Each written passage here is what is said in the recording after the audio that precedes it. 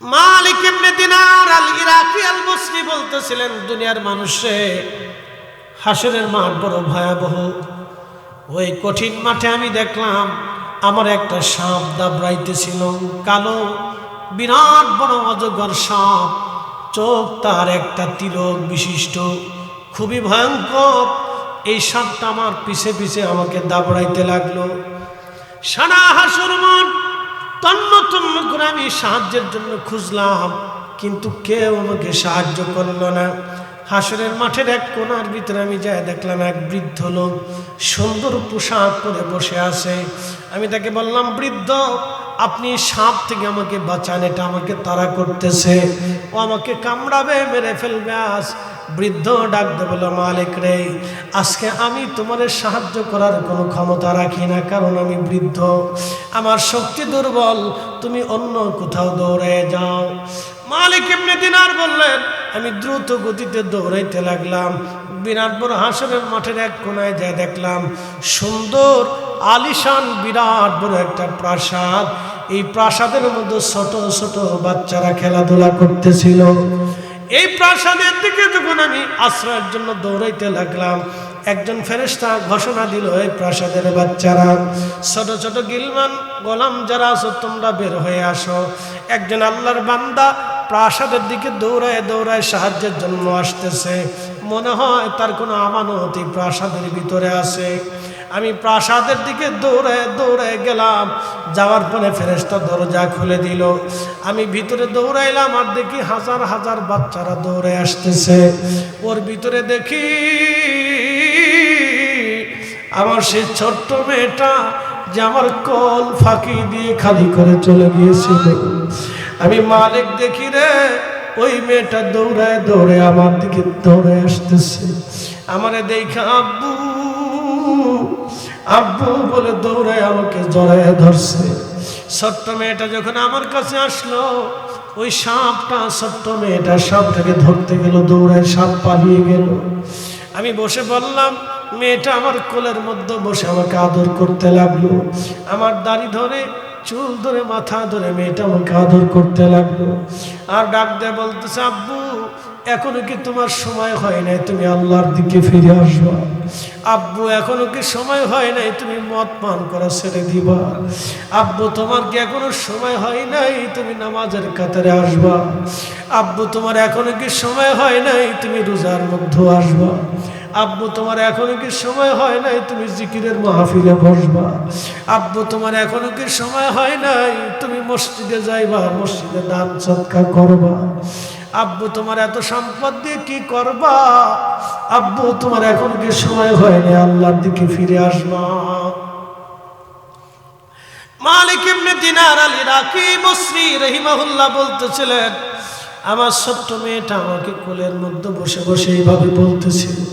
আমি ডাক দিয়ে বললাম, মা গো, বলবানি আজকে কঠিন হাসরের মাঠে ওই সাপটাকে কেন আমারে দাবড়ায়?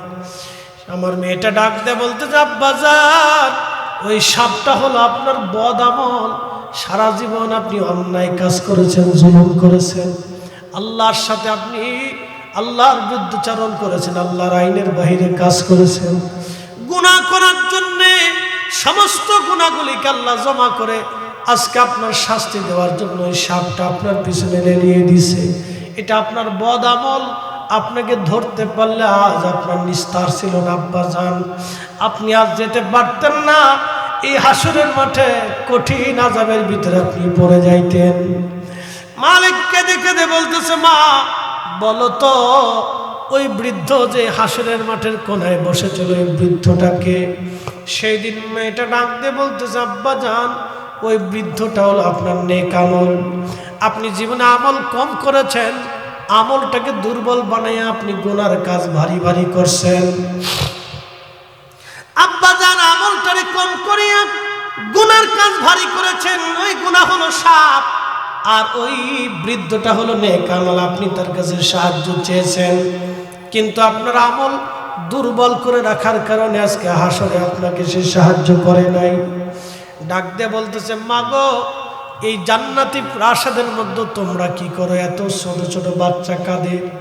বলতেছে, আব্বাজান, এই যাদের ছোট্ট কাল কোল খালি দিয়ে যার সন্তান মারা যায়, ছোট্ট কালে যার সন্তান মারা যায়, যে মায়ের কোল খালি হয়ে যায় বাচ্চাগুলির আল্লাহ হাসরের মাঠে এইখানে প্রাসাদে জান্নাতের ভিতরে তাদের বসবাস করায়। আল্লাহ এখানে তাদের লালন পালন করে এই জান্নাতের মধ্যে তারা থাকে। ডাক দেয়া বলতেছেন, মা তুমি কি তাহলে জান্নাতে? বলে হ্যাঁ আব্বাজান, এই জান্নাতে আমি। আব্বাজান, আজকে যদি আপনার এই কন্যা সন্তান মারা না যাইতো, তাহলে আজকে আপনি মালিক ইবনে দিনার জাহান্নামের মধ্যে নিক্ষিপ্ত হয়ে যাইতেন, এখান থেকে আপনি আর যেতে পারতেন না। আব্বাজান, আমি আপনার মেয়ে, আজকে আপনি আমার কাছে আসার কারণে আপনার সাহায্য করতে পারলাম। তবে আব্বাজান ফিরে যাচ্ছেন, কোনোদিন আল্লাহ থেকে জুদা হয়ে যাইয়েন না। স্বপ্ন দেখার পরে মালিক ইবনে দিনারের ঘুম ভেঙে গেল। ওই অবস্থায় তিনি তওবা করলেন, গোসল করলেন, ওযু করলেন, ফজরের নামাজ পড়লেন। সকালবেলা সারা ইরাকের হাজার হাজার গরিব মানুষদেরকে ডেকে দিয়ে মালিক ইবনে দিনার রাহমাতুল্লাহ আলাইহি তিনি সমস্ত টাকাগুলি, জমানো অর্থগুলি আল্লাহ রাস্তায় দান করে দিয়ে তিনি মিসকিন হালতে আল্লাহর জন্য তিনি বের হয়ে গেলেন। পৃথিবীর এমন কোন আলেম নাই যে ওনার জীবনী না লিখেছেন, এমন কোন আলেম নাই ওনার প্রশংসা না করেছেন। একবার জোরে বলা যাবে আল্লাহু আকবার। পৃথিবীতে যত বীর শহীদ আছে, কিয়ামতের ময়দানে সাইয়্যিদুশ শুহাদা আমির হামজা রাদিয়াল্লাহু আনহুর পিছনে দাঁড়িয়ে যাবে। পৃথিবীতে যত দানশীল ব্যক্তি আছে সবাই হযরত উসমান গনি জিন নুরাইনের পিছনে কিয়ামতের ময়দানে দাঁড়িয়ে যাবে। পৃথিবীতে যত ন্যায় বিচারক আছে সবাই হযরত ওমর রাদিয়াল্লাহু আনহুর পিছনে তারা দাঁড়িয়ে যাবে। পৃথিবীতে যত সুফি আছে, যত দুনিয়া বিরাগী জাহিদ আছে, আল্লাহর ওলি ছিলেন, তারা কিয়ামতের ময়দানে হযরত আবু যর গিফারি রাদিয়াল্লাহু আনহুর পিছনে দাঁড়িয়ে যাবেন। পৃথিবীতে যত শরীফ এবং আল্লাহওয়ালা বুজুর্গ ছিলেন, কিয়ামতের ময়দানে সবাই হযরত আবু বকর সিদ্দিক রাদিয়াল্লাহু আনহুর পিছনে দাঁড়িয়ে যাবেন। পৃথিবীতে যত বীর যোদ্ধা ছিলেন, তারা কিয়ামতের ময়দানে হযরত আলী রাদিয়াল্লাহু আনহুর পিছনে দাঁড়িয়ে যাবে।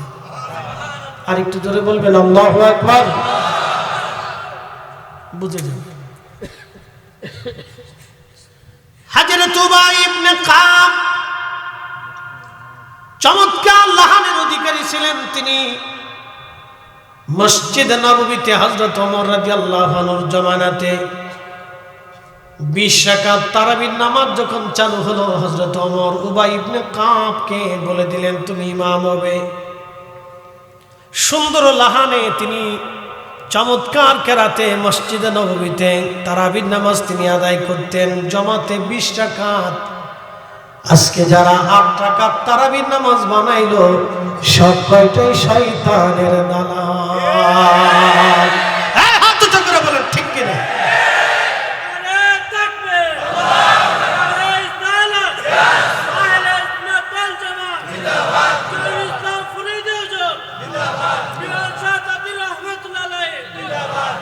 তারা আজকে নিজেদেরকে হক দাবি করে আমাদেরকে বানাইছে বেদাতি। উদর পিন্ডি বুদর গাড়ি চুরি করছে একজন, সাফাইছে আরেকজনের ঘাড়ির উপরে।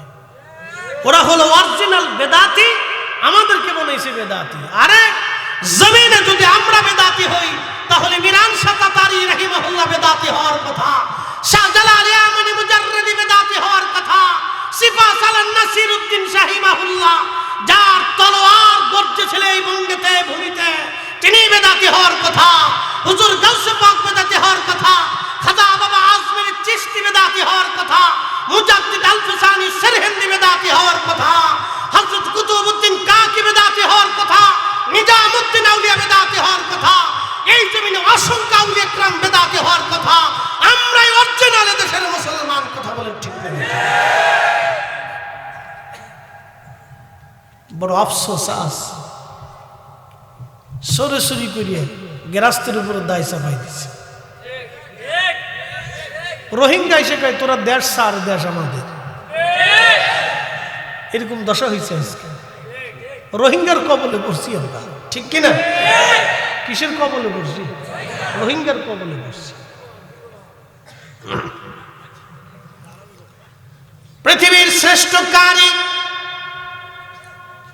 এই উম্মতের শ্রেষ্ঠ কারি যিনি, যার তেলাওয়াতের লাহানে সাহাবীরা মুগ্ধ হতেন, তিনি হযরত উবাই ইবনে কাব রাদিয়াল্লাহু আনহু। এরপরে বর্তমান সিচুয়েশনে এই শতাব্দীর ভিতরে একজন শ্রেষ্ঠ কারির নাম কারি আব্দুল বাসিত। আপনি চিন্তা করেন, উম্মতের শ্রেষ্ঠ কারি উবাই ইবনে কাব, কারি বাসিতের তেলাওয়াত যারা শুনেছেন তারা আপনারা শুনেছেন, দেখেছেন, ইউটিউবে সার্চ দিবেন কারি আব্দুল বাসিত লিখে আপনি সার্চ দেওয়ার পরে দেখবেন তার কেলাত কোরআন তেলাওয়াতের কি মাধুর্য, মুখে কোনো দাড়ি নাই, মুখে মৌসু নাই। মিশরি কারি, এত চমৎকার তার তেলাওয়াত যদি এত সুন্দর হয় তাহলে উবাই ইবনে কাবের তেলাওয়াত কত চমৎকার ছিল, কারণ তিনি আমার রসুলের বাছাই করা কারি ছিলেন। পৃথিবীতে এমন কোন মা হযরত উবাই ইবনে কাবের মতো কোন কারির জন্ম দিতে পারবে না, যিনি 7 লাহানে কোরআন তেলাওয়াত করতেন। একবার জোরে বলা যাবে কি আল্লাহু আকবার। 7 পদ্ধতিতে কোরআন তেলাওয়াত করতেন, এক সূরা ফাতিহা 7 পদ্ধতিতে পড়তেন। এ কোনো মা কোনোদিন আর জন্ম দিতে পারবে না। তিনি 20 টাকার তারাবির নামাজ পড়াইছে মসজিদে নববীতে জামাতের সাথে। খলিফাতুল মুসলিমিন ওয়া সুন্নাতুল খুলাফায়ে রাশিদিন আল মাহদি, খুলাফায়ে রাশিদিন আল মাহদি, আল্লাহ নবী বলেন হেদায়েত প্রাপ্ত খলিফা, সত্যের উপরে প্রতিষ্ঠিত খলিফা, হকের উপরে প্রতিষ্ঠিত খলিফা, আল্লাহর আইন ও রাসূলের তরিকার উপরে প্রতিষ্ঠিত খলিফা। তিনি 20 টাকার তারাবি নামাজ পড়ানোর পরে, 20 টাকার তারাবি নামাজ চালু করানোর পরে এই মুসলমানরা এবার 8 টাকার তারাবি নামাজের হুকুম প্রদান করতেছে। বুকে সাহস কি হতে পারে? সব বেদিনদের এজেন্ডা। কথা বলে ঠিক কি? আর আমরা কথা বললে আমরা বেদাতি হয়ে যাই।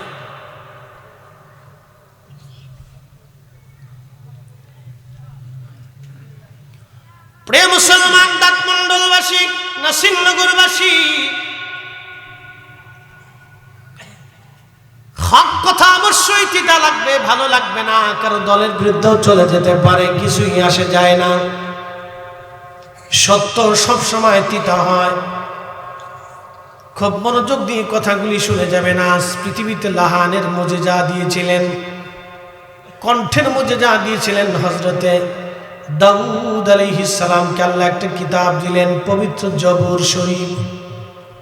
এত সুন্দর করে তিনি তেলাওয়াত করতেন। ইমাম ইবনে কাসির আল বেদায়ার মধ্যে লেখেন, হযরত দাউদ নবী জবুর শরীফ যখন তেলাওয়াত করতেন, একটা লাহানে পড়তেন না, 70টা লাহান দিতেন। মনে হচ্ছে আপনারাও পারেন। 70 লাহান, 70 সুর দিতেন। সুরের মোহনাতে পাখিরা মরে যেত, পশুরা ছটফট করে মারা যেত। হ্যাঁ, ইমাম ইবনে কাসির লিখতেছেন, পশুরা ছটফট করে ওই সুরের লাহানে পশু মারা যেত। আপনি সুরটাকে সহজ করে দেখবেন না তো, এটা আল্লাহর প্রদত্ত জিনিস। সবাইটা আল্লাহ দেয় না, সবাইটা আল্লাহ দেয় না। আবার এই সুর সবাই ভালো কাজে ব্যবহার করে না। কেউ গান গেয়ে, সুর দিয়ে গান গেয়ে পয়সা কামাই করে, আর আমরা মানুষদের সুর দিয়ে আল্লাহর কোরআনের কথা, রাসূলের কথা আমরা মানুষদেরকে শোনাই। কথা বলে ঠিক না বেঠিক? এর ভিতরে আমার কিছু লোক ফতোয়া মেরে দিচ্ছে, সুর দেওয়া বেদা। তোর সুরা তোর জিজ্ঞাসার দরকার, তাহলে সুর দাউদ আলাইহিস সালামকে আল্লাহ দিছে কে? এই বেটা পাগলের দল, ছাগল কোথাকার।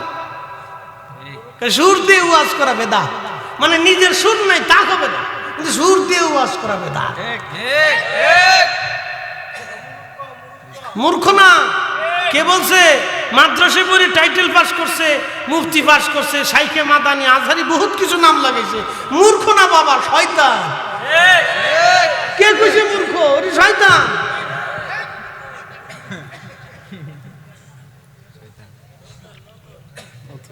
নতুন না, আদবহীন, আদবহীন, আদবহীন। সুরের মুজিজা আল্লাহ দিলেন দাউদ আলাইহিস সালামকে। একসাথে বলা যাবে আল্লাহু আকবার। এত সুর আল্লাহ দিলেন দাউদকে, হযরত দাউদ নবীকে আল্লাহ সুরের মুজিজা দিলেন। আল্লাহ পাক আরেকজন নবী পাঠাইলেন, তার নাম হযরত মুসা কালিমুল্লাহ, যিনি তুর পাহাড়ে আল্লাহর সঙ্গে কালাম করতেন। আল্লাহ রাব্বুল আলামিন তাকে মুজিজা দিয়েছিলেন, লাঠির মুজিজা। সেই লাঠির যেই কাঠ দিয়ে গাছ দিয়ে লাঠি ছিল মুসা আলাইহিস সালামের, সেই লাঠি দিয়ে সৌদি আরবে তসবিহ বানানো হয়। সেই গাছের কাঠ দিয়ে তসবিহ বানানো হয়। হাজী সাহেবরা যে জিজ্ঞেস করবেন হযরত মুসা নবী আলাইহিস সালাম যে গাছের লাঠি দিয়ে মুজিজা দেখাইতেন, ওই গাছের লাঠির ওই গাছের তসবিহ আপনি আমাকে দেন, 15 রিয়াল করে দাম, 20 রিয়াল। কাঠের তসবিহ ওই লাঠি দিয়ে বানানো, যে লাঠি দিয়ে মুসা আলাইহিস সালাতু ওয়াস সালাম যে গাছ দিয়ে লাঠি দিয়ে মুজিজা দেখাইতেন। আল্লাহ তাকে মুজিজা দিয়েছিলেন, তুর পাহাড়ে তিনি আল্লাহর সঙ্গে কালাম করতেন। আল্লাহ আরেকজন নবীকে কিতাব দিলেন, সে নবীর নাম ঈসা রুহুল্লাহ।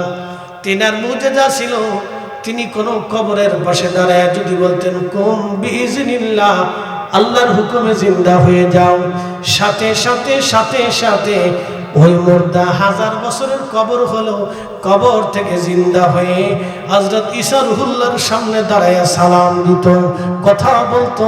চিৎকার মেরে জোরে বলবেন আল্লাহু আকবার। অ্যাটেনশন। মুসা আলাইহিস সালাম ঈসা নবীর উম্মতের একদিন বলতেছে, নবী গো, আপনি দয়া করে ওই নূহ আলাইহিস সালামের বেটা হামের সাথে আমাদের একটু কথা বলাই দেন, যে নূহ নবীর মহাপ্লাবনে কি ঘটছিল আমরা তার কাছ থেকে একটু শুনতে চাই। তো ঈসা আলাইহিস সালাম তাদেরকে হাঁটায় নিতে নিতে নিতে নিতে বহুদূর একটা টিলার কাছে গেছে। টিলা টিলা টিলা বুঝছেন না আপনারা? ওই যে আপনারা এই শ্রীমঙ্গলে যাওয়ার সময় দেখবেন ছোট ছোট টিলা আছে, টিলা। হ্যাঁ, ওটা পাহাড় না, এটার উপরে টিলা। পাহাড় আরো বড়, এটি বিরাট বিরাট, যেটা এটার পাহাড় কয়, এটার উপরে টিলা। পাহাড়ের এই ছোট বাচ্চা কাচ্চা আর কি ধরেন আর কি, পাহাড়ের বাচ্চা কাচ্চা আদলি সাদলি ফুলা পাইন আর কি, এটার টিলা কয়। তো এই টিলার কাছে নিয়ে যায় ঈসা আলাইহিস সালাম, কয় তোমাদেরকে হামের বেটার কাছে নিয়ে আসছি, তিনার কবর এখানে, কিন্তু যে টিলা দেখতেছে এটা হলো পায়ের গুড়মুড়ি। আমাদের ফরিদপুরের ভাষায় কয় পায়ের নিচে টাকনু টাকনু। একসাথে কইবেন আল্লাহু আকবার। তাহলে বেটাটা কত বড় ছিল। এবার ঈসা আলাইহিস সালামের উম্মতেরা কয় সর্বনাশ, নবী কোন কি? হ্যাঁ, এর জিন্দা করবো, হুজুর করেন। হযরত আদম নবী ছিলেন 60 হাত। আদম আলাইহিস সালামের কয়েকজন পরপুরুষ, মাত্র 200 বছর পরে, 250 বছর পরে হযরত নূহ আলাইহিস সালামের জন্ম হলো। 100 বছর ধরে তিনি দাওয়াত, দুঃখিত 800 বছর ধরে তিনি দাওয়াত দিলেন, দাওয়াত তারা মানল না। তিনি হযরতে আদম সফিউল্লাহর পরে 2 পুরুষ পরের সন্তান। আদম নবী 60 হাত ছিলেন, হযরত নূহ আলাইহিস সালাম অন্তত না হলে 59 হাত ছিলেন। আদম নবী যদি 60 হাত হয়, নূহ আলাইহিস সালাম তিনি ছিলেন 59 হাত, মিনিমাম হবে 59 হাত। এবার বুঝেন, নূহ নবী যদি 59 হয়, তা নূহ নবীর বেটা হাম না হলেও 58.5 হাত। কি কথা কন না? আমি একটা পরিসংখ্যান দিতেছি, বড় হইতে পারে কম হইতে পারে, এটা মিনিমাম পরিসংখ্যান। আদম নবী যদি 60 হাত হয়, তা আমরা নিলেন হাত না, আমরা রাত না, আদম নবীর নিজের হাতের 60 হাত। তো আদম নবী লম্বাই ছিলেন 60 হাত, তার হাত কি আমরা রাতের মতো ছিল? হ্যাঁ, তাহলে আমরা এরকম 2-4-5টা মানুষের সমান তার হাত ছিল। তাহলে সেই হাতের 60 হাত ছিলেন আদম আলাইহিস সালাম। এই উপরের দিক চাইয়ে থাকলেও আপনি সাথে এই চেহারা খুব বুঝতে পাবেন না যে কত বড় লম্বা। একসাথে বলবেন আল্লাহু আকবার। এ মানুষ বানাইছে কে? আমরারে বানাইছে কে? তা আমরা আদ্দুর হয়ে গেছি, অদ্দুর অদ্দুর অদ্দুর অদ্দুর, আমরা অদ্দুর হয়ে গেছি। আর আদম আলাইহিস সালাম বিরাট ছিল, বাবা বিরাট বড় লম্বা ছিল। আর আমরা ভুলা পাইন যত দিন যেতেছি তত খালি ল্যাংটা হয়ে যেতেছি, আদলি আদলি ছোট ছোট হয়ে যাচ্ছে। এটি সব আল্লাহর সৃষ্টির পরিক্রমা, কিছুই করার নেই। আমরা যদি আদম আলাইহিস সালাম ওখানে দেখে যে সব বয়ে রয়েছে, সব আমার পোলা, আমার মাইয়া, তো উনি কেউ যে আরে কদ্দূর হয়েছে এই সব আমার পোলা পান কদ্দূর হয়েছে রে, সব এক হাত দিয়ে আটের ভিতরে সব দিয়ে নদীর মধ্যে ফেলাই দিতে পারবে, সব কেটে এক হাতের ভিতরে নিয়ে একবারে নিয়ে সুন্দর করে হাওরের মধ্যে ফেলাই দেবো, যা সাঁতার কেটে। এত বড় ছিল এ কুদরতের মালিককে। কিন্তু জান্নাতে গেলে সব লেভেল হয়ে যাবে। জান্নাতে আমরা কারো দাড়ি থাকবে না, কিন্তু একজনের দাড়ি থাকবে, তিনি আমাদের আব্বা জান আদম আলাইহিস সালাম। জান্নাতে দাদু আপনার নাম কি? আপনি কি সহসভাপতি? ও মুরব্বী, মাশাআল্লাহ, সবার মুরব্বী দিল, বোঝা গেল এলাকার মুরব্বী। বয়স কত? সর্বনাশ, সহন জিন্দা রয়েছে, আমার বইও রয়েছে 85 বছর। আল্লাহ আরো সুস্থতার সাথে হায়াত দান করুন, সকল আমিন। তো মনোযোগ দিয়ে, যে হযরতে আদম শফিউল্লাহ আলাইহিস সালাতু ওয়াসসালাম, আল্লাহ রাব্বুল আলামিন এই কুদরতের মালিক। জান্নাতে সবার নাম যেমন ওনার খোরশেদ আলম, ওনার নাম খোরশেদ আলম, আমার নাম জহিরুল ইসলাম, জান্নাতে আমার নাম জহিরুল ইসলাম, হুজুরের নাম শরীফুল আজিজ, জান্নাতে শরীফুল আজিজ। সবার নামে নাম থাকবে, কিন্তু আদমের আদম নাম থাকতো না। তার একটা পরিচয় হবে জান্নাতে, আবু মুহাম্মদ, আমার নবীর পরিচয় হবে। হ্যাঁ হইছে না? আরো জোরে, আরো জোরে, আরো জোরে। আমার রসুলের পরিচয়, তার পরিচয় হবে মুহাম্মাদের বাবা। কার বাবা? কথা কন না কেন? কার বাবা?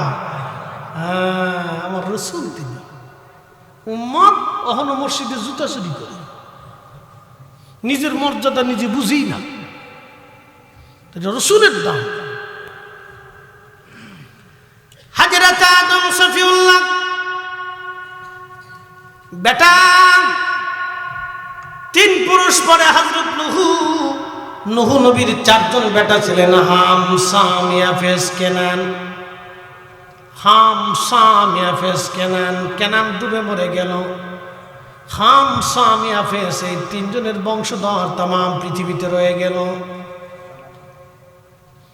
বন্ধু, ইয়াফেসের বংশধরেরা আফ্রিকা, আপনি যদি দেখবেন আফ্রিকার কালো মানুষ, এসব ইয়াফেসের বংশধর। ইয়াফেস যত আফ্রিকা দেখবেন শুধু কালো আর কালো, তাদের চেহারার দিকে তাকাইতে পারবেন না। এরা সবই ইয়াফেসের বংশধর।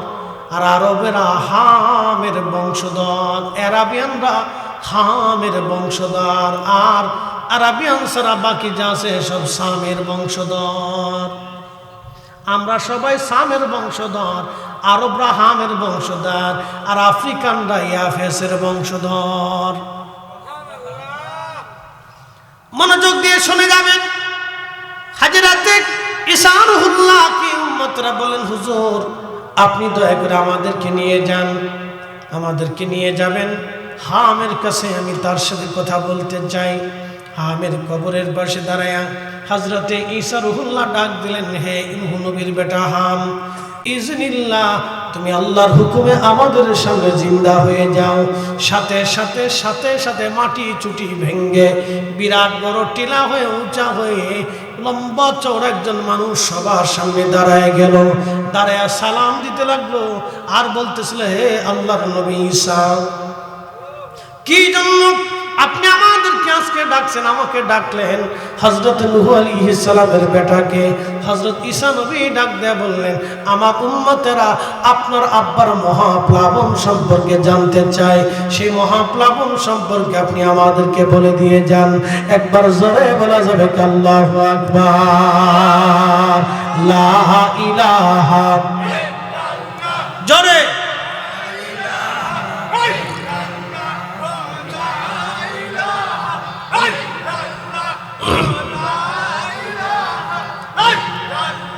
হক লা ইলাহা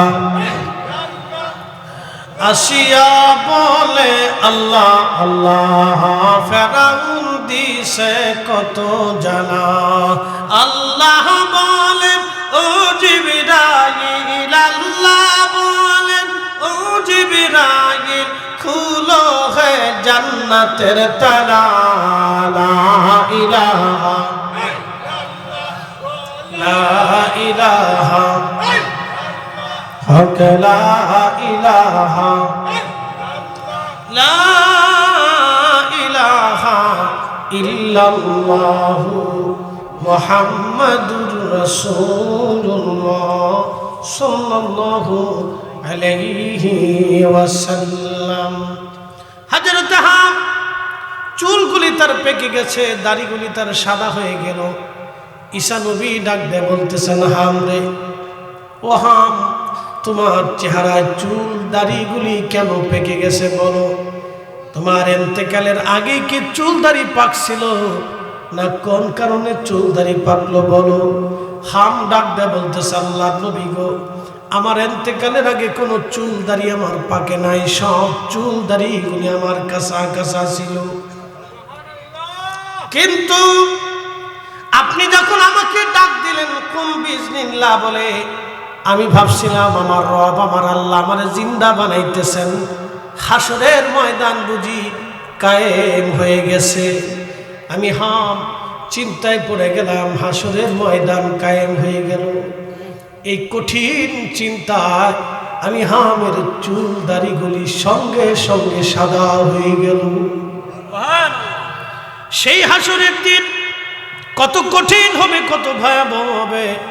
এ দাঁত মণ্ডলের মুসলমান খুব মনোযোগ দিয়ে শুনে যাবেন।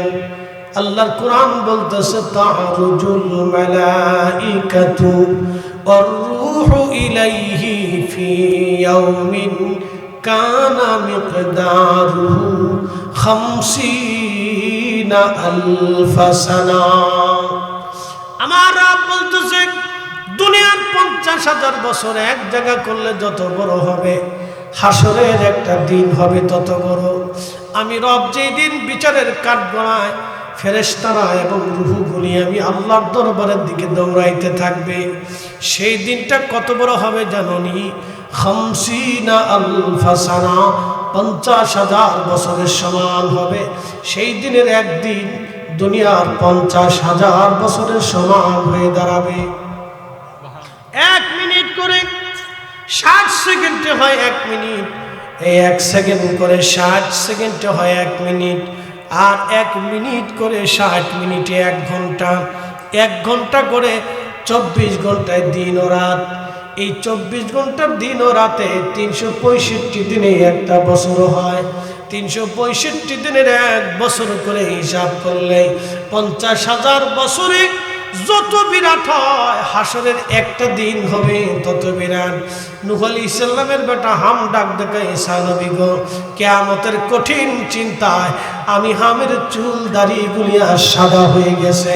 আমি কিয়ামতের ময়দানে আল্লাহর সামনে কোন মুখ নিয়ে চেহারা নিয়ে দাঁড়াবো, এই ভয়ে আমার চুল দাড়িগুলি আজকে সাদা হয়ে গেছে। জোরে বলা যাবে কি সুবহানাল্লাহ? জিন্দেগি তো যাইরে ফাঁকি দিয়া রে সোনার জিন্দেগি তো যায় ফাঁকি দিয়া। ও আদাম রে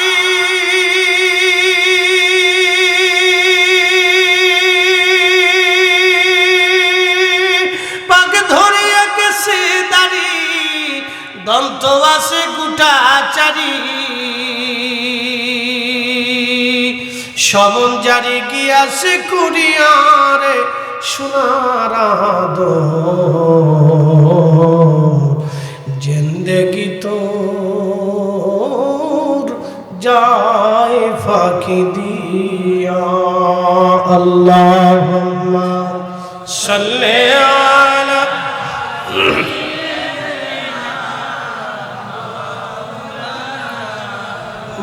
محمد وعلى آل سيدنا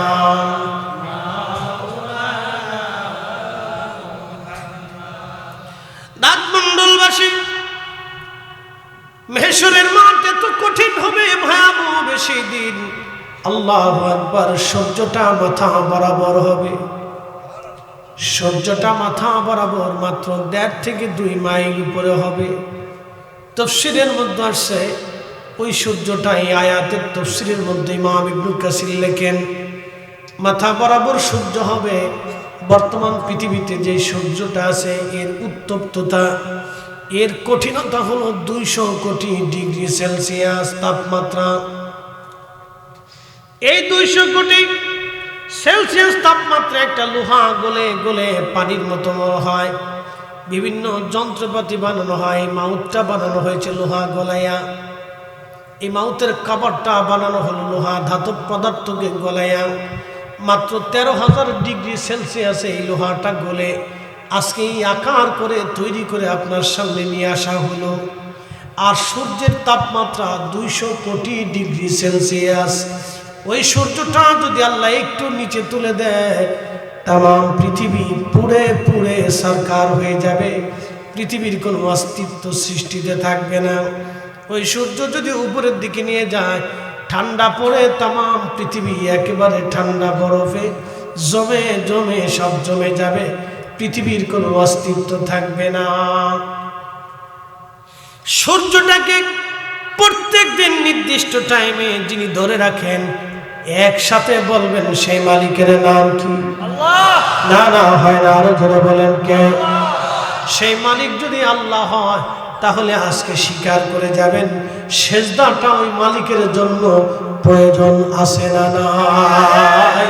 তাহলে আজকে থেকে নিয়ত করে যাব রব্বুল আলামিন আর কোনোদিন সেজদা কাজা করব না, কোনোদিন নামাজ কাজা করব না, কোনোদিন নামাজ কাজা করব না, কোনোদিন নামাজ কাজা করব না। ওই রব্বুল আলামিন সূর্যটাকে এমন একটা স্থানে আল্লাহ ধরে রাখলেন, আপনি যদি দেখেন সূর্যের ভিতরে শুধু আগুন আর আগুন। পৃথিবীতে মাটি আছে, গাছ আছে, আপনাদের পাশে হাওর, হাজার হাজার কোটি কোটি মন মাছ আছে। একটু মনোযোগ দিবেন, এই যে হাওরের ভিতরে এখন সারা জমিন দিয়ে আজ পানি, এই পানি কিন্তু 2 মাস পরে আর থাকবে না, একেবারে শুকিয়ে যাবে। আপনারা আবার ধান লাগাবেন, পানি চলে গেল, পানি দিলেন আল্লাহ, পানি নিয়ে গেলেন আল্লাহ। যে রব পানি দিলেন, এই পানির ভিতরে আবার মাছ দিলেন। এই মাছগুলি আবার দেখবেন পানি শুকানোর পরে নদীর মধ্যে চলে গেল। হাজার হাজার কোটি কোটি মন মাছ আল্লাহ দিলেন, এই মাছগুলি আবার আল্লাহ নিয়ে চলে গেলেন। আবার বর্ষা শুরু হবে, আবার মাছ আসবে, বর্ষা শুরু হবে, আবার আল্লাহ মাছ দিবেন। এই সূর্যের আলো যদি না থাকতো, মাছ পৃথিবীতে বাঁচত না। সূর্যের আলো যদি না হতো, গাছে ফল হতো না, মানুষ বেঁচে থাকতো না। সূর্যের আলো যদি না হতো, তাহলে কোনো প্রাণী জগৎ পৃথিবীতে বাঁচতে পারত না। সূর্যের আলোটাকে দিয়ে রাখলেন আমার আল্লাহ। পৃথিবীতে হাওর আছে, নদী আছে, নালা আছে, খাল আছে, বিল আছে, জঙ্গল আছে, মানুষ আছে, পশু আছে, পাখি আছে, পাহাড় আছে, পর্বত আছে, পানি আছে, আগুন আছে, বাতাস আছে, সব আল্লাহ পাক দিলেন। কিন্তু সূর্যের মধ্যে আগুন ছাড়া আর কিছুই নাই। প্রত্যেক ঘন্টায় সূর্যের ভিতরে 1 লক্ষ গতিতে কিলোমিটার বেগে আগুনের ঝড় হতে থাকে। এই সূর্যটাকে আমার আল্লাহ রাব্বুল আলামিন গ্যাসীয় পদার্থ দিয়ে আমার আল্লাহ জ্বালায় রাখেন। এই গ্যাস যারা সূর্যের ভিতরে নিক্ষেপ করে, তারা ফেরেশতারা, সূর্য অনেক উত্তপ্ত হয়ে যায়, আবার ফেরেশতারা বরফগুলি নিক্ষেপ করে করে সূর্যটাকে ঠান্ডা বানায়। এইভাবে সূর্যটা চলতে চলতে চলতে চলতে আল্লাহর আরশ আজিমের নিচে যায়, সূর্যটা ডুবে যায়। আল্লাহর আরশে মুআল্লার নিচে যায়, সূর্য আল্লাহকে সেজদা দেয়, ডাক দেয়, বলে রব্বি অনুমতি যদি দাও পৃথিবীর মানুষের জন্য আলো নিয়ে আসবো, আর অনুমতি যদি না দাও সেজদায় পড়ে থাকবো। আল্লাহ রাব্বুল আলামিন প্রত্যেক দিন সকালবেলা অনুমতি দেন, সূর্যটা আবার পূর্ব আকাশ থেকে উদিত হয়ে পশ্চিম আকাশের দিকে আবার ডুবে চলে যায়, আবার সেজদার মধ্যে পড়ে অনুমতি চায়। আল্লাহ অনুমতি যদি না দেন, পৃথিবীর এমন কোন শক্তি নাই সূর্য আর উঠাই দিতে পারবে। কি কথা কন না কেন, ঠিক কিনা? আল্লাহ নবী ডাকতে বলতেছে সাহাবীরা, শামসু তাজরি লিমুস্তাকাররিল লাহা, সূর্যটা কোথায় যে ডুবে যায় তোমরা কি জানো নি? সাহাবীরা ডাকতে বলেন, ইয়া রাসূলুল্লাহি আল্লাহু ওয়া রাসূলুহু আলাম, আল্লাহ এবং তার নবী ভালো জানে। আল্লাহ জানে, নবী জানে, আল্লাহ জানে, নবী জানে, আল্লাহ জানে, নবী জানে। কে জানে? হ্যাঁ জোরে বলেন, কে জানে? আল্লাহ জানে, নবী জানে। জোরে বলেন, আল্লাহ জানে, নবী জানে। সূর্যটা যে আর সাজিবের নিচে আল্লাহকে সিজদা দিয়ে বসে থাকে। এই সূর্য যদি না উঠতো, আলো পেতাম না, পৃথিবী হতো না, গাছ হতো না, মাছ হতো না। এই সূর্যের সাথে সৃষ্টিকালে জাস্ট করে দিল। কিন্তু এই সূর্য এক জায়গায় স্থির না, সূর্য সৃষ্টিতে চলমান। মনোযোগ দিবেন, সূর্য তার নির্দিষ্ট গতিতে নির্দিষ্ট স্থানে চলতে থাকে, চাঁদ তার নিচে নির্দিষ্ট জায়গায় চলতে থাকে, পৃথিবী তার নির্দিষ্ট স্থানে চলতে থাকে। কেউ কারো সীমানার ভিতরে আল্লাহর আইন বেঁধে রেখে কেউ আসতে পারে না। আল্লাহর আইনের ভিতরেই সে থেকে যায়, আল্লাহর আইনের বাহিরে আসে না। কিন্তু আমরা মানুষ একমাত্র আল্লাহর আইনের বাহিরে চলে যাই। কথা কর ঠিক কিনা? আমরা মানুষ আল্লাহর আইন মানি না।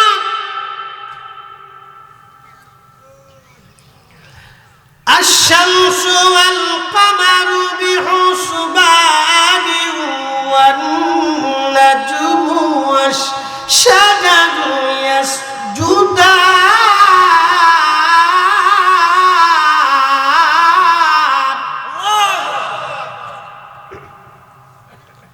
তুমি রহমান, তুমি মেহেরবান। বলেন, তুমি রহমান, তুমি মেহেরবান। অন্ধ গাহে না শুধু তোমারি গুণগান, অন্ধ গাহে না শুধু তোমারি গুণগান। বুঝেও বুঝে না তবু শান, তুমি রহমান, তুমি মেহেরবান। বলেন, তুমি রহমান, তুমি মেহেরবান। খুব মনোযোগ দিবেন। এই সূর্যটা তার নির্দিষ্ট কক্ষপথে পরিচালিত হয়। সূর্য কখনো আল্লাহর আইনের বাহিরে যায় না।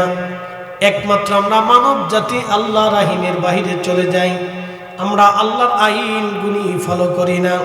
আমরা হালালে হারামে আল্লাহর আইনে বিধানে নিজের জীবন চালাই না। খুব মনোযোগ দিবেন দাঁতমণ্ডলবাসী। এই সূর্যটা কিয়ামতের পূর্ব সময়ে আল্লাহর আরশে মহল্লার নিচে যায় সিজদার মধ্যে পড়ে থাকবে। যখন এই সূর্য আল্লাহর আইনে আল্লাহর আরশে মহল্লার নিচে সিজদার মধ্যে পড়ে যায়, সূর্যটা বলবে, ইয়া রব, অনুমতি যদি দেন আবার আলো নিয়ে যাব। অনুমতি যদি না দেন আলো নিয়ে আর ফিরে যাব না। আমি সূর্য আপনার কদমে তাসবিহ পড়তে থাকব। সুবহানা রব্বিয়াল আলা। সূর্যটা আল্লাহর তাসবিহ পড়তে থাকে। তাসবিহ পড়ার পরে আল্লাহ রাব্বুল আলামিন কিয়ামতের আগে অনুমতি দেবে না, দেবে না, দেবে না, দেবে না। এরকম দীর্ঘদিন পার হয়ে যাবে। কোন কোন বর্ণনায় 6 মাস হয়ে যাবে। পৃথিবীতে সূর্যের আলো আর ফিরে আসবে না। সারা পৃথিবী অন্ধকারে নিমজ্জিত হয়ে যাবে, হাহাকার পড়ে যাবে, খুন খারাপি বেড়ে যাবে। সারা পৃথিবীতে খাদ্যের অভাব এসে যাবে, দুর্ভিক্ষ চলে আসবে। পৃথিবী অন্ধকারে, মানুষ বিপদগ্রস্ত হয়ে গেল। সূর্য নাই রে, কেউ আর সূর্য উঠাইতে পারে না। আল্লাহ নবী বললেন, হঠাৎ করে আমার রব ডাক দেবে, সূর্য তাড়াতাড়ি উদয় হও। দ্রুত গতিতে সূর্য পূর্বাকাশে আর যেতে পারবে না। পশ্চিম দিক থেকে সূর্য উদয় শুরু হয়ে যাবে। পৃথিবীর মানুষ ঘুম থেকে সকালবেলা উঠে দেখবে সর্বনাশ, সূর্যটা পূর্ব আকাশ থেকে না উঠে পশ্চিম দিক থেকে আবার উদয় শুরু হয়ে গেছে। ঠিক তখনই আল্লাহ নবী বললেন, দেখবেন তওবার দরজা বন্ধ হয়ে যাবে, তওবার দরজা আর খোলা থাকবে না। তখন পৃথিবীর সমস্ত মানুষ তওবা করলেও আমার রব্বুল আলামিন আর তওবা কবুল করবে না।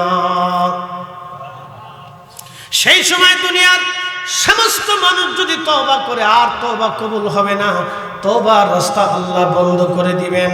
কিন্তু এখনই সময়, তওবা করলে আমার রব আমার আল্লাহ মাফ করে দেন। কুল ইয়া ইবাদিয়াল্লাযীনা আসরাফু আলা আনফুসিহিম লা তাকনাতু মির রাহমাতিল্লাহ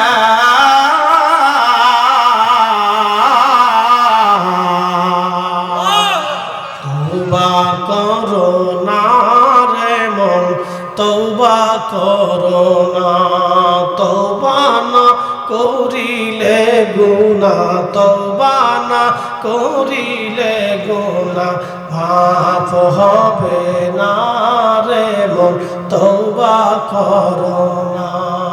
নসুহা তওবা করিল, জঙ্গলেতে চলে গেল, আল্লাহর পিয়ারা হইল, ভেবে দেখো না রে মন, তওবা করো না রে মন, তওবা করো না। তওবা না করিলে গুনাহ, তওবা না করিলে গুনাহ মাফ হবে না রে মন, তওবা করো না। একসাথে জোরে বলবেন কি মারহাবা। আমার দিকে তাকান, গুনাহ আসেনি সবার না? গুনাহ মাফ ছাড়া এখানে কেউ আছে? তো গুনাহ যদি মাফ ছাড়া থাকেন তো চলে যান, আর যার গুনাহ আছে সে বসে থাকে, যার গুনাহ নাই সে চলে যায়, আর যার গুনাহ আছে সে বসে। কারণ আমাদের সবার গুনাহ আছে, শ্রোতা বক্তা কেউ গুনাহ ছাড়া মুক্ত নেই। কারণ যদি গুনাহ না থাকে তো চলে যান, অসুবিধা। আপনি মাসুম, আপনার আর ওয়াজের দরকার নাই, মাহফিলের দরকার নেই, দুয়ারও দরকার নেই। আপনি খিচুড়ি খেয়ে চলে যান, এবার দাওয়াত দিয়ে দিলাম, আপনি তাবারক খেয়ে এরপরে চলে যান। আপনার দোয়া করা লাগবে না, দোয়ার পরে এসে তাবারক নিয়ে চলে যান। কারণ আপনার তো গুনাহ নাই, বিরাট বড় মাসুম আপনি, আপনার তো মাহফিলের প্রয়োজন নেই, বসারও দরকার নেই। খালি আইবেন যাইবেন, লটপটি কিনবেন, আবার চলে যাবেন, শেষ। আর যদি গুনাহ থাকে তাহলে বসতে হবে, না বসলে দিন বুঝবেন না। সূর্য কখন উদিত হবে কেউ জানেন না। পশ্চিম আকাশ থেকে একবার যদি উঠে তাহলে তওবার রাস্তা বন্ধ হবে, মাথা কুটে মরলেও তওবা হবে না। এজন্য আল্লাহ রাসূল বলেছেন, উম্মত প্রত্যেকদিন ঘুমানোর আগে একবার করে তওবা করে ঘুমাও। প্রত্যেকদিন আমি রাসূল 70 বার ইস্তেগফার করি। নবীর জীবনে কোনো গুনাহ ছিল না, নবী মাসুম ছিলেন, বেগুনাহ ছিলেন, আইব মুক্ত ছিলেন, ত্রুটি মুক্ত ছিলেন, তারপরেও আল্লাহর নবী ইস্তেগফার করতেন। আর আপনি রাসূলের উম্মত হয়ে তওবা করতে চান না, কারণ আমরা দেশে মুনাজাতি বন্ধ হয়ে গেছে। কষ্ট হচ্ছে আপনাদের? এখন এরপরে যদি একটা লোক মাহফিল থেকে উঠেন তাহলে অপমান করে ল্যাংটা করে ছেড়ে দেবো। কিন্তু একটা লোক যদি মাহফিলের ভিতর থেকে এখন উঠেন তো ল্যাংটা করে সারবো। কিন্তু যদি উঠেন তাহলে মাহফিলে আসবেন না, আগে চলে যাবেন। বগিচুগি করার জন্য এখানে মাহফিল দেওয়া হয়নি। আমরা ঢাকার থেকে 4-5 ঘন্টা গাড়ি চলে এখানে আসছি কথা শোনানোর জন্য। আপনি বইবেন, মন চুক্তি উঠে চলে যাবেন, এগুলি চলবে না। এটা ক্লাসরুম, এখান থেকে ওয়াজ শুনে তারপর যেতে হবে, নাহলে আগে থেকে চলে যাবে। আর ভিতরে ঢুকতে দেবো না, তারপর কোনো সময় আসতে পারবেন না। পরে এসে টুপলা ধরবেন, তা পারবেন না। কি কথা কর না কেন? টুপলা তো আমরা তাবারক মেহমানদেরই তৈরি করছি। যারা মাহফিল শুনবে তারা আল্লাহর মেহমান। এর ভিতরে যারা বসবে তারা কার মেহমান? জোরে বলেন কার? তারা কি আমার মেহমান? তারা সবাই আল্লাহর মেহমান। তা আল্লাহর মেহমান যারা হবে তারা মেহমান, তো আল্লাহর মেহমান তো বিয়াদবি করতে পারে না। আল্লাহর মেহমান আল্লাহর মেহমানের মতো বসে থাকতে হবে।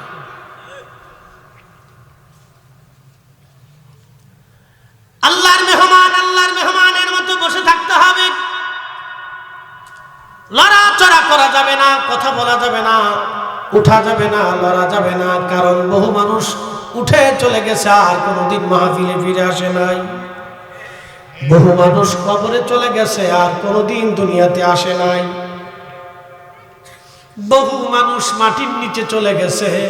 এখানে আমার দাদুজির বয়স আছেন 85 বছর, ওনার চাইতে বয়স বেশি কারো আছে? আর 86, 90, 100 বছর কারো আছে? 100 বছরের কেউ নাই।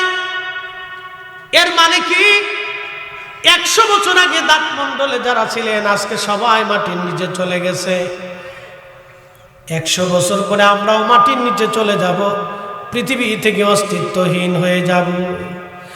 একদিন মাটির ভিতরে হবে ঘরে, মন আমার কেন বান্ধু দালান ঘর, মন আমার কেন বান্ধু দালান ঘর। যেই মানুষগুলি দাঁতমণ্ডলে মাটির নিচে চলে গেল, সে মানুষদেরকে কবরের পাশে যায় জিজ্ঞেস করেন, আব্দুল করিম কবরের মধ্যে আপনি কেমন আছেন? করিম একটাই জবাব দিবে, ভাইরে তোমরা দুনিয়াতে আসো, আমরা আল্লাহর ডাকে চলে আসছি, আল্লাহর দরবারে চলে আসছি। নেকের দরজা আমাদের জন্য বন্ধ হয়ে গেছে, মাত্র 3টা নেকের দরজা আমাদের জন্য খুলে রাখা হয়েছে। একটা দরজা সদকায়ে জারিয়া, দুনিয়ার থেকে আমরা প্রবাহিত সওয়াবের জন্য কিছু করি নাই, সমাজের রাস্তাঘাটের জন্য কিছু করি নাই, মসজিদে টিউবওয়েল গেড়ে দেই নাই, মসজিদে জানালা কেটে দেই নাই, মসজিদের সুন্দর ফ্যান বানায় দিয়ে আসি নাই, মসজিদ বানায় না রেখে আমরা চলে আসছি, যার কারণে আমাদের দরজা আজ বন্ধ হয়ে গেছে। 2 নম্বর, এলেমের খেদমত আমরা আলেম বানাই নাই, আলেমদের মজলিসে আমরা বসি নাই, আলেমদের সাথে আমরা বন্ধুত্ব করি নাই, নিজের সন্তানদেরকে আলেম বানাই নাই, কোরআন শিক্ষা দেই নাই, কোরআন শেখানোর জন্য মাদ্রাসা প্রতিষ্ঠিত করি নাই। আমরা ওইভাবে দুনিয়ার থেকে চলে আসছি, দরজা আজ বন্ধ হয়ে গেছে। 3 নম্বর, আও ওয়ালাদিন সলিহিন ইয়াদউ লাহু, দুনিয়াতে নেক সন্তান আমরা রেখে আসি নাই, যার কারণে সন্তানরা আজ আমাদেরকে ভুলে গেছে। যেই যুবকগুলি মাহফিলের জন্য পরিশ্রম করতেছে ওদেরকে তো আপনাদের ধন্যবাদ দেওয়া উচিত, মাথায় করে আপনাদের হাঁটা উচিত, কারণ ওরা আপনাদের জন্য বিরাট বড় খেদমত দিয়ে যাচ্ছে। এই ছেলেগুলি যদি পরিশ্রম না করতো আজকের মাহফিল এখানে হতো না, অসম্ভব ছিল।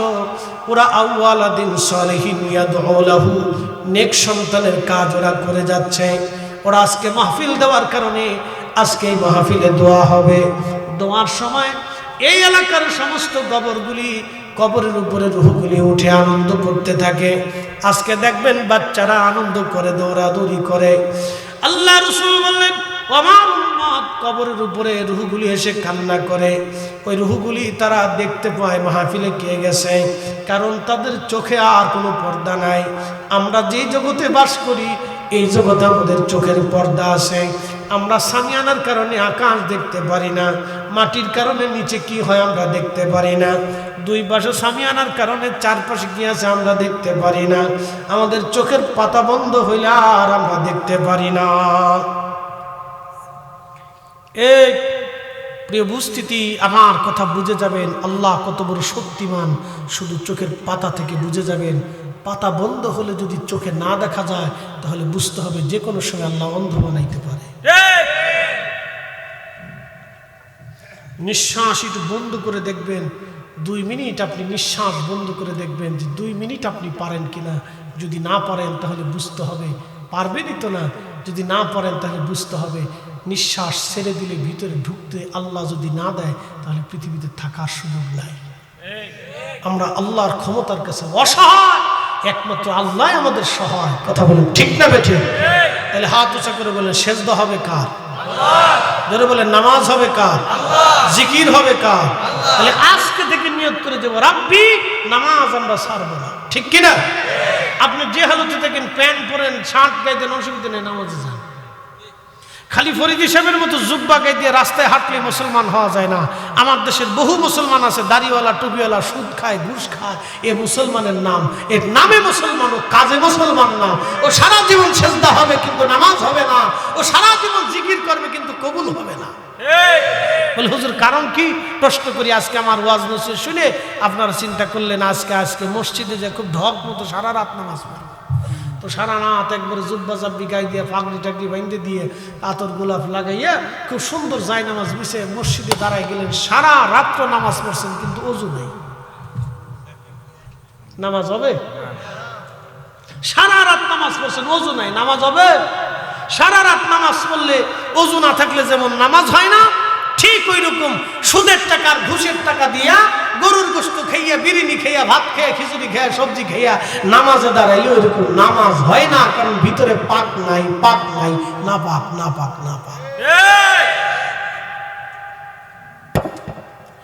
ওয়াজ করলে কি লাভ, শুনলে কি লাভ? লাভ হবে তার আমলে, আমলেও লাভ হবে না নবী প্রেম না থাকলে দিলে, নবী প্রেম থাকলে দিলে লাভ হবে কম আমলে।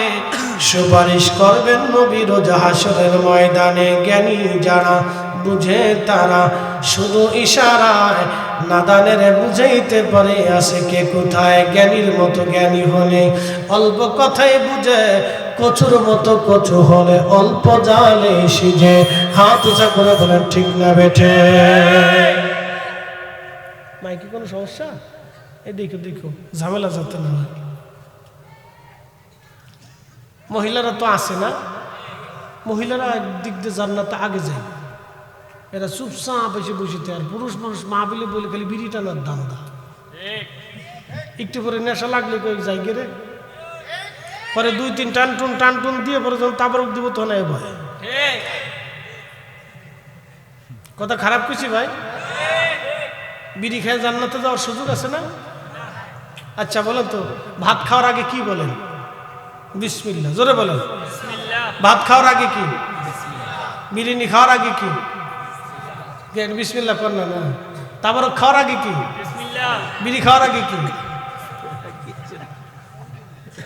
কন এবার আপনারা বলেন যে বিড়ি যে খান এটার আগে বিসমিল্লাহ আসেনি? হ্যাঁ, বিসমিল্লাহ বলে খাতে পারবেন? যদি না পড়েন তাহলে এটা খাবো কে? কথা খারাপ কইছি আমি? একটা বিড়ির দাম কত? 5 টাকা। একজনে প্রত্যেক দিন কয়টা বিড়ি খায়?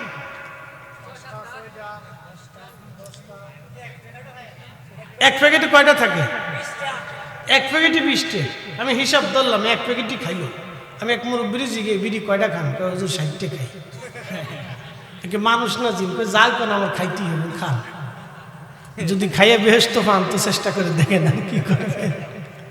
60টা বিড়ি খান কথা, এরকম জিদ আছে দেশে, খালি খাইতেই থাকে। আচ্ছা একজনে যদি 20টা বিড়ি খায়, 5টা 20টা ধরলাম না, 10টা বিড়ি খায় প্রত্যেক দিন, তো 5 টাকা করে গেলে 50 টাকা, মাসে কত দিন? 1500 টাকা। প্রত্যেক দিনই যদি 50 টাকার বিড়ি চলে যায়, মাসে কত দিন? এই 1500 টাকা কি তাকে জান্নাতের দিকে নিয়ে যায়?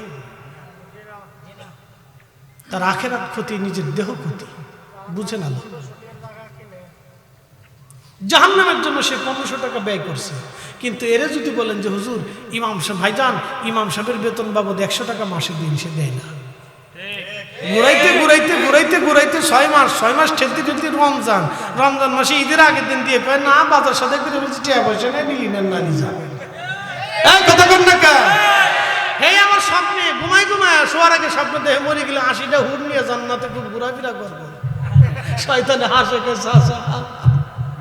কাজ হবে না। 80টা হুর নিয়ে জান্নাতে ঘুরবে।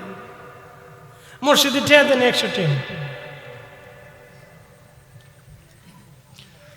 দাঁতমন্ডলবাসী খুব মনোযোগ দিবেন। সাহাবা ইকরামের দিকে যদি আপনি তাকান, পিঠের চামড়াগুলি চলে গেছে, হাজার হাজার মাইল তারা পায়ে হেঁটে হেঁটে জিহাদের জন্য আসছে। যদি আপনি কোনোদিন সৌদি আরব যান, লু হাওয়াগুলি আপনি দেখবেন, প্রচন্ড গরমে পাথুরি রাস্তা, মরুর রাস্তাগুলি 1 আর 2 মাইল না, হাজার হাজার মাইল রাস্তা, প্রচন্ড গরম। আমি এই বছর হাজে গিয়েছিলাম, আহা শুধু গরমে হাজি মারা গিয়েছে 4 থেকে 5 হাজার। শুধু গরমে হাজি মারা গেছে 4 থেকে 5 হাজার। এত হাজি মারা গেছে শুধু গরম। সেই দিন লক্ষ্য করেছিলাম, আহা, দিন কায়েমের জন্য সাহাবীরা কত না কষ্ট করেছিলেন। তারা আরাফাতের ময়দান, এখন তো মক্কা থেকে হাজিরা গাড়িতে করে চলে যায়, এসি গাড়ি, এসি তাবু, তারপরেও টিকা যায় না এমন গরম। এসি গাড়িতে করে নিয়ে যাওয়া হলো আরাফাতের মাঠ। আগের যুগের হাজিরা মক্কা থেকে আরাফায় হেঁটে হেঁটে যাইতো। আহা, আরাফা থেকে হাজিরা প্রচন্ড গরমে কোনো রকম তাবু টানায় ভিতরেই থাকতো, এসি ছিল না সেই দিন। আমি দেখলাম আমার তাবুর পাশে প্রচন্ড গরমে এক মিশরি হাজি ছটফট করে মরে গেল, চোখের সামনে হাজি মরে গেল। এরকম কত হাজি কত জায়গা মরে গেছে, হিসাব নাই। কারণ হাজি মরে গেলে শুধু দেশে সংবাদ দেওয়া হয়, লাশ পাঠানো হয় না। সব হাজিদেরকেই ওই মক্কাতুল মুকাররমায় জান্নাতুল মুআল্লাতে তাদেরকে দাফন করা হয়। আর মদিনাতে কোনো হাজি যদি মারা যায় তাহলে তাকে দাফন করা হয় জান্নাতুল বাকিতে। এই জন্য অনেক হাজি মনে মনে বলে, আল্লাহ, মৌত যদি দাও মদিনার ভিতরে মৌত দিও। এত প্রচন্ড গরম, হাজার হাজার হাজি মরে গেল। আরাফা থেকে মুজদালিফা হয়ে জমারাত হয়ে মিনা হয়ে মক্কাতুল মুকাররমায় খুদার ঘর তাওয়াফ করে সাই করে হোটেল পর্যন্ত এসে হিসাব কষে দেখলাম মিনিমাম 30 কিলো রাস্তা হাঁটা লাগছে। আর শুধু কি হাঁটা, পানির পর পানি, পানির পর পানি, পানির পর পানি, তারপরও পানি তৃষ্ণা যায় না। 10 মিনিট পর পর কলিজা শুকায় আসে, গলাগুলি জিব্বার নিচ দিয়ে গলাগুলি শুকায় আসে। এমন লু হাওয়া, এ হাওয়ার ভিতরে গলাগুলি শুকায় আসে, এমন প্রচন্ড গরম। এ মুসলমান নাসিরনগরবাসী, সেই দিন হাজার হাজার মাইল পথ অতিক্রম করে সাহাবীরা কালেমার দাওয়াত পৌঁছাইলেন। আমার রসুল নিজে পায়ে হেঁটে হেঁটে এই কঠিন মরুপথগুলি পাড়ি দিয়েছেন।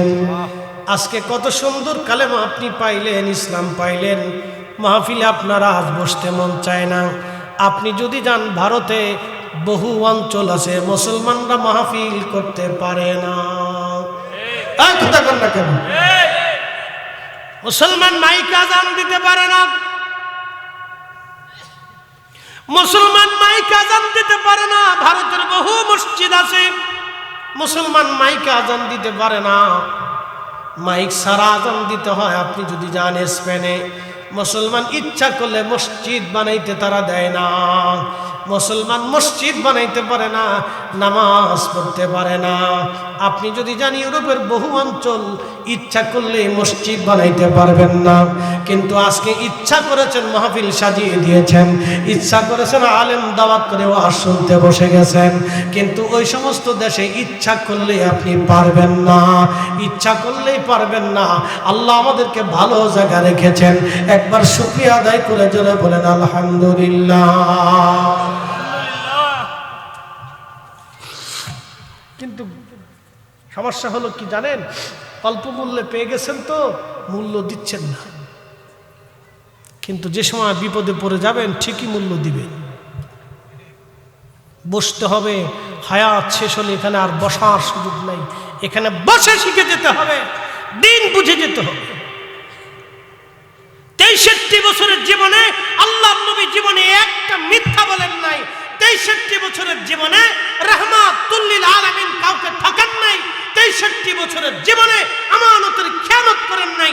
63 বছরের জীবনে কাউকে একটা থাপ্পড় মারেন নাই। 63 বছরের জীবনে কোনোদিন ফায়েসের কথা জবান থেকে বলেন নাই। 63 বছরের জীবনে আল্লাহর নবী কাউকে ধোঁকা শিক্ষা দেন নাই। কিন্তু এই উম্মত ধোঁকা দেয়, মিথ্যা বলে, প্রতারণা করে, কথা বললে মিথ্যা বলে, আমানত রাখলে খেয়ানত করে, ওয়াদা করলে বরখেলাপ করে। কথা বলে ঠিক না? শুধু জুব্বা গায়ে দিয়ে হাঁটলেই আপনার মুসলমান হয়ে যায়।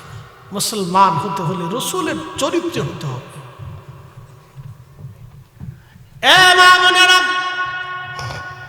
শুনিয়া যাবেন বন্ধু আমার কথাগুলি। বলছিলাম হাসরের কথা কঠিন, কত বড় ভয়াবহ হাসরের মাঠ। পৃথিবী বিখ্যাত একজন আল্লাহর ওলি ছিলেন মালিক ইবনে দিনার। মনোযোগ দেন, কথাটা বলবো আমি আজ। মালিক ইবনে দিনার আল ইরাকি আল বসরি বিশ্ববিখ্যাত আল্লাহর ওলি ছিলেন, কিন্তু প্রথম জীবনে তিনি মদপায়ী ছিলেন। প্রথম জীবনে মদপায়ী ছিলেন। তিনি কোনো আলেম ছিলেন না, কোনো আলেম ছিলেন না, মুফতি মুহাদ্দিস ছিলেন না মালিক ইবনে দিনার। তিনি সাধারণ একজন ব্যক্তি, মদপায়ী ছিলেন, মদ পান করতেন আর ট্যাক্স আদায় করতেন। খুবই ধনী মানুষ, পয়সা করির কোনো অভাব নাই। মালিক ইবনে দিনার রাহমাতুল্লাহ একদিন ওয়াজ করতেছে, একজন লোক দাঁড়ায় বলল, হে মালিক, তুমি আজকে ওয়াজ করতেছো, কিন্তু কয়েক বছর আগে তোমার আমি মদের দোকানে দেখেছি, আজকে তুমি ওয়াজের মঞ্চে, মালিক তোমার এই পরিবর্তন কিভাবে হলো? তুমি কেন ওয়াজ করো আজ? আমার দিকে তাকান। তাহলে ওয়াজ আগেও ছিল, ওয়াজ মাহফিল আগেও ছিল। এই ওয়াজ মাহফিল আগেও ছিল, এখনো আছে, আগামীতেও চলবে। বাংলার আকাশে সূর্য যতদিন উদিত হবে ততদিন এই বাংলার জমিনে ওয়াজ চলবে। কথা বলেন ঠিক কিনা? আমাদের দেশের কিছু ভাইরা মনে করছে সুন্নি জামাত আমরা ধাক্কা দিয়ে বাংলাদেশ থেকে বের করে দিব। সম্ভব? একসাথে বলেন, জোরে বলেন, ভয়ে ভয়ে বলেন। ভয়ে ভয়ে বলতেছে সুন্নি জামাত কি চলে যাবে? কারো ধাক্কা? না না, এটা চলে যাওয়ার জামাত না, এটা শাহজালাল রহমতুল্লাহর জামাত। 360 আউলিয়ার জামাত। হাত উঁচু করে বলেন ঠিক কিনা? এটা বিদায় হওয়ার জন্য জামাত আসে নাই। শুনিয়া যান নাসিরনগরবাসী, মালিক ইবনে দিনার আল ইরাকি আল বসরি রাহমাতুল্লাহ আলাইহি তিনি বলতেছিলেন, আল্লাহর বান্দা ঠিক বলেছো, কিছুদিন আগে আমি মদপায়ী ছিলাম, আজকে কেন পরিবর্তন হলো আমার? আর শোনো, আমার একটা মেয়ে ছিল 3 বছর বয়সী, 3টা বছর বয়স তার হয়েছে। মেয়েটা আমার ছাড়া কখনো থাকতো না, সব সময় আমাকে নিয়ে থাকতো। বাড়িতে গেলে আমার কাছে ঘুমাইতো, আমার সাথে খাইতো, আমার সাথে বসতো, আমার কোলের মধ্যে সে সব সময় থাকতো।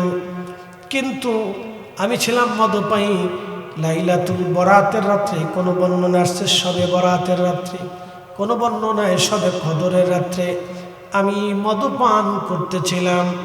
মদপান করতেছি শবে বরাতের রাত। চিন্তা করেন তো, এই রাতে যেই লোকটা মদপান করে সেই লোকটা কত বড় মুসলমান। আমি শবে বরাতের রাত্রে মদপান করতেছিলাম, মদ খাইতেছিলাম। এমন সময় আমার ছোট্ট মেয়েটা আমার কাছে এসে ছোট ছোট কচি কচি হাত দিয়ে মদের বোতলগুলি ফেলে দিচ্ছিল। আমার দেখতে খুব ভালো লাগতেছিল, মেয়েটা মদের ছোট ছোট পেয়ালাগুলি ফেলে দিচ্ছে। কিন্তু আমি তার উপর রাগ করি নাই, জড়িয়ে ধরে ধরে বারবার চুমা খাইতেছিলাম। আচ্ছা বলেন, আপনার ছোট্ট ছেলেটা যদি আপনার এসে খাবার দাবার যদি ফেলেও দেয়, আপনার কাছে কষ্ট লাগে না? কারণ ও ছোট মানুষ, ও বুঝে নাই এগুলি ফেলে দিচ্ছে, আপনার কাছে আনন্দই লাগে। মালিক ইবনে দিনার বললেন, ছোট্ট মেয়েটা মদের বোতলগুলি ফেলে দিচ্ছিল, আমার কাছে খুব ভালো লাগলো। ঠিক পরের বছর আবার আমি বরাতের রাত্রিবেলা বসে বসে বসে বসে আমি মদ পান করতেছিলাম।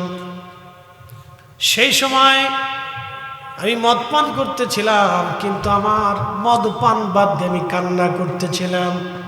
কান্না এই জন্য করতেছিলাম, 3 মাস আগে মেয়েটা আমাকে ছেড়ে আল্লাহর ডাকে সাড়া দিয়ে চলে গেছে। ছোট্ট কন্যা সন্তানটির বিয়োগ ব্যথা সহ্য করতে না পেরে আমি মালিক ইবনে দিনার মদ পান করে বসে বসে কান্না করতে করতে ওই অবস্থায় আমি ঘুমিয়ে পড়লাম। নাসিরনগরবাসী মালিক ইবনে দিনার ডাক দিয়ে বলতেছেন, ঘুমায় যখন পড়ছি স্বপ্নের ভিতরে দেখি হাসরের মাঠ কায়েম হয়ে গেছে, চারিপাশে শুধু কান্নার কান্না, মানুষ দৌড়াদৌড়ি ছুটাছুটি, আগুনের লেলিহান শিখা, বিরাট পুরো জাহান্নাম, দিগন্ত ব্যাপী, যাহার সীমানা নির্ধারণ করা বড় কঠিন, শুধু আগুন আর আগুন, বিরাট বড় গর্জন আর গর্জন। আল্লাহর নবী বললেন, উম্মত, জাহান্নামের গর্জন হাসরের মাঠে 500 বছরের দূরত্বের রাস্তা থেকে শোনা যাবে। এমন প্রচন্ড গর্জনে হাসরবাসীগুলি হৃদয়ে কেঁপে উঠবে, সবাই ভয়ে বিহ্বল হয়ে যাবে। জাহান্নামের প্রচন্ড গর্জনে তর্জনে কান্নার আওয়াজে মা বোনদারে হাসরবাসীর কলিজা পর্যন্ত শুকায় যাবে, জিহ্বা বের হয়ে যাবে, পানির আশায় হাসরবাসী তামাম হাসরের মাঠ তন্ন তন্ন করে দৌড়াইবে। আল্লাহর নবী ডাক দিয়ে বললেন, সাহাবীরা রে, হাউজে কাউসারের পানি ছাড়া আর কোনো পানি সেই দিন থাকবে না। আমার উম্মত, সেই দিন আমি তোমাদেরকে ডেকে ডেকে ডেকে ডেকে হাউজে কাউসারের পানি পান করাবো। সাহাবীরা বললেন, হুজুর, কোটি কোটি মানুষের ভিড়ে আপনি কি করে হাউজে কাউসারের ওই দিন আপনার উম্মতদেরকে ডেকে ডেকে পানি পান করাবেন? উম্মত আপনি কিভাবে চিনবেন? আল্লাহর নবী বলেন, সাহাবীরা রে, আমার যে উম্মতেরা 5 ওয়াক্ত নামাজ পড়বে, 5 ওয়াক্ত নামাজের কারণে তারা 5 বার ওযু করবে, ওই ওযুর কারণে তাদের ওযুর চিহ্নগুলি সিজদার চিহ্নর ভিতর থেকে নূর চমকাইতে থাকবে। ওই নূর দেখিয়া আমি আমার উম্মত চিনিয়া চিনিয়া হাউজে কাউসারের পানি পান করায় দিব। সাহাবীরা রে, একবার যদি কেউ হাউজে কাউসারের পানি পান করে রে, 30,000 বছর, কোন বর্ণনায় নবী বলেছে জান্নাতে যাওয়ার আগ পর্যন্ত হাসরের মাঠে পানির কথা মনে থাকবে না। চিৎকার মেরে জোরে বলবেন কি, ইয়া রাসূলুল্লাহ! সেই হাউজে কাউসারের মালিকানা আমার নবীর হাতে থাকবে। একবার জোরে বলা যাবে কি, মারহাবা। শ্রেষ্ঠ নবী দিলাম রে, তরিয়ে নিতে রোজ হাসরে, ঠিক কিনা? শ্রেষ্ঠ নবী দিলাম রে, তরিয়ে নিতে রোজ হাসরে, পথ না ভুলি তাই তো দিলে পাক কুরআনের বাণী, খোদা তুমি মেহেরবানি, সুন্দর ফল সুন্দর ফল, বলেন মিঠা নদীর পানি, খোদা তোমার মেহেরবানি, খোদা তোমার মেহেরবানি। মালিক ইবনে দিনার আল ইরাকি আল বসরি বলতেছিলেন, দুনিয়ার মানুষে হাসরের মাঠ বড় ভয়াবহ। ওই কঠিন মাঠে আমি দেখলাম আমার একটা সাপ দাবড়াইতেছিল, কালো বিরাট বড় অজগর সাপ, চোখ তার একটা তিলক বিশিষ্ট, খুবই ভয়ঙ্কর। এই সাপটা আমার পিছে পিছে আমাকে দাবড়াইতে লাগলো। সারা হাসর মাঠ তন্ন তন্ন করে আমি সাহায্যের জন্য খুঁজলাম, কিন্তু কেউ আমাকে সাহায্য করলো না। হাসরের মাঠের এক কোণার ভিতরে আমি যাই দেখলাম এক বৃদ্ধ লোক সুন্দর পোশাক পরে বসে আছে। আমি তাকে বললাম, বৃদ্ধ, আপনি সাপ থেকে আমাকে বাঁচান, এটা আমাকে তাড়া করতেছে, ও আমাকে কামড়াবে, মেরে ফেলবে। আজ বৃদ্ধ ডাক দিয়ে বলল, মালিক রে, আজকে আমি তোমার সাহায্য করার কোনো ক্ষমতা রাখি না, কারণ আমি বৃদ্ধ, আমার শক্তি দুর্বল, তুমি অন্য কোথাও দৌড়ে যাও। মালিক ইবনে দিনার বললেন, আমি দ্রুত গতিতে দৌড়াইতে লাগলাম। বিরাট বড় হাসরের মাঠের এক কোনায় যায় দেখলাম সুন্দর আলিশান বিরাট বড় একটা প্রাসাদ। এই প্রাসাদের মধ্যে ছোট ছোট বাচ্চারা খেলাধুলা করতেছিল। এই প্রাসাদের দিকে যখন আমি আশ্রয়ের জন্য দৌড়াইতে লাগলাম, একজন ফেরেশতা ঘোষণা দিল, এই প্রাসাদের বাচ্চারা, ছোট ছোট গিলমান গোলাম যারা আছো, তোমরা বের হয়ে আসো। একজন আল্লাহর বান্দা প্রাসাদের দিকে দৌড়ায় দৌড়ায় সাহায্যের জন্য আসতেছে। মনে হয় তার কোনো আমানত এই প্রাসাদের ভিতরে আছে। আমি প্রাসাদের দিকে দৌড়ে দৌড়ে গেলাম, যাওয়ার পরে ফেরেশতা দরজা খুলে দিল। আমি ভিতরে দৌড়াইলাম, আর দেখি হাজার হাজার বাচ্চারা দৌড়ে আসতেছে। ওর ভিতরে দেখি আমার সেই ছোট্ট মেয়েটা যে আমার কোল ফাঁকি দিয়ে খালি করে চলে গিয়েছিল। আমি মালিক দেখি রে, ওই মেয়েটা দৌড়ায় দৌড়ে আমার দিকে দৌড়ে আসতেছে। আমারে দেখা আব্বু আব্বু বলে দৌড়ায় আমাকে জড়ায় ধরছে। ছোট্ট মেয়েটা যখন আমার কাছে আসলো, ওই সাপটা, ছোট্ট মেয়েটা সাপটাকে ধরতে গেল, দৌড়ায় সাপ পালিয়ে গেল। আমি বসে বললাম, মেয়েটা আমার কোলের মধ্যে বসে আমাকে আদর করতে লাগলো। আমার দাড়ি ধরে, চুল ধরে, মাথা ধরে মেয়েটা আমাকে আদর করতে লাগলো। আর ডাক দিয়ে বলতেছে, আব্বু এখনো কি তোমার সময় হয় নাই তুমি আল্লাহর দিকে ফিরে আসবা? আব্বু এখনো কি সময় হয় নাই তুমি মদ পান করা ছেড়ে দিবা? আব্বু তোমার কি এখনো সময় হয় নাই তুমি নামাজের কাতারে আসবা? আব্বু তোমার এখনো কি সময় হয় নাই তুমি রোজার মধ্যে আসবা? আব্বু তোমার এখনো কি সময় হয় নাই তুমি জিকিরের মাহফিলে বসবা? আব্বু তোমার এখনো কি সময় হয় নাই তুমি মসজিদে যাইবা, মসজিদে দান সদকা করবা? আব্বু তোমার এত সম্পদ দিয়ে কি করবা? আব্বু তোমার এখন কি সময় হয় না আল্লাহর দিকে ফিরে আসবা? মালিক ইবনে দিনার আল ইরাকি বসরি রাহিমাহুল্লাহ বলতেছিলেন, আমার ছোট্ট মেয়েটা আমাকে কোলের মধ্যে বসে বসে এইভাবে বলতেছিল। আমি ডাক দিয়ে বললাম, মা গো বলবানি আজকে কঠিন হাসরের মাঠে ওই সাপটাকে কেন আমারে দাবড়ায়? আমার মেয়েটা ডাক দিয়ে বলতেছে, আব্বাজান ওই সাপটা হলো আপনার বদ আমল। সারা জীবন আপনি অন্যায় কাজ করেছেন, জুলুম করেছেন, আল্লাহর সাথে আপনি আল্লাহর বিরুদ্ধাচরণ করেছেন, আল্লাহর আইনের বাহিরে কাজ করেছেন। গুনাহ করার জন্যে সমস্ত গুনাহগুলিকে আল্লাহ জমা করে আজকে আপনার শাস্তি দেওয়ার জন্য ওই সাপটা আপনার পিছনে লেলিয়ে দিছে। এটা আপনার বদ আমল। আপনাকে ধরতে পারলে আজ আপনার নিস্তার ছিল না আব্বাজান, আপনি আজ যেতে পারতেন না। এই হাসরের মাঠে কঠিন আযাবের ভিতরে আপনি পড়ে যাইতেন। মালিক কেঁদে কেঁদে বলতেছে, মা বলো তো ওই বৃদ্ধ যে হাসরের মাঠের কোনায় বসেছিল ওই বৃদ্ধটাকে? সেই দিন মেয়েটা ডাক দিয়ে বলতেছে, আব্বাজান ওই বৃদ্ধটা হলো আপনার নেক আমল। আপনি জীবনে আমল কম করেছেন, আমলটাকে দুর্বল বানাইয়া আপনি গুনার কাজ ভারী ভারী করছেন। আব্বাজান আমলটারে কম করিয়া গুনার কাজ ভারী করেছেন। ওই গুনাহ হলো সাপ, আর ওই বৃদ্ধটা হলো নেক আমল। আপনি তার কাছে সাহায্য চেয়েছেন, কিন্তু আপনার আমল দুর্বল করে রাখার কারণে আজকে হাসরে আপনাকে সে সাহায্য করে নাই।